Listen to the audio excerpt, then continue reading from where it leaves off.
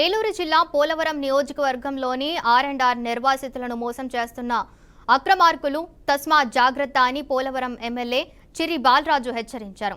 అలాగే నియోజకవర్గ వ్యాప్తంగా రహదారుల నిర్మాణానికి సుమారుగా 100 కోట్ల ప్రతిపాదనలు ముఖ్యమంత్రి చంద్రబాబు దృష్టికి తీసుకువెళ్లినట్లు చెప్పారు.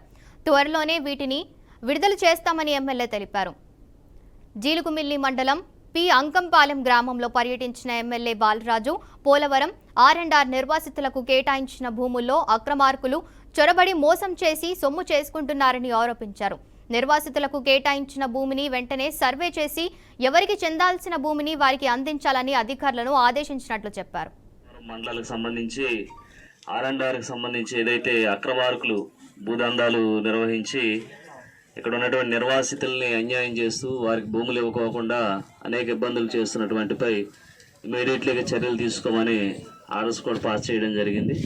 వెంటనే ఏదైతే నిర్వాసితులకు సంబంధించి ఆ భూములు అయితే ఉన్నాయో వాటిని సర్వే చేసి అక్కడ ఉన్నటువంటి నిర్వాసితులకి ఇవ్వడం జరుగుతుంది. అక్రమార్కులు తస్మాత్ జాగ్రత్త.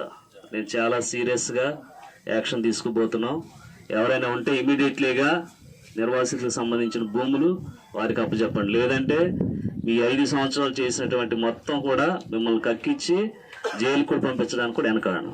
ఆర్ఎంబీతో కూడా మాట్లాడిన కొద్ది వర్షాలు వస్తున్నాయి కాబట్టి ఇప్పుడు తప్పకుండా మేము ఆ రోడ్లు కంకరతో పోసేటువంటి ఏర్పాటు చేస్తాం. అలాగే గత 15 రోజుల నుంచి మేము ఈ రోడ్లు సమీక్ష సమావేశం నిర్వహించాం ఆర్ఎంబీ పిఆర్లతో. వారికి సంబంధించిన నిధులు కూడా మేము సుమారు 87 కోట్ల రూపాయలు అది అంచనా వేసాం. దాన్ని వెంటనే చంద్రబాబు నాయుడు గారికి పవన్ కళ్యాణ్ గారికి అందిస్తాం.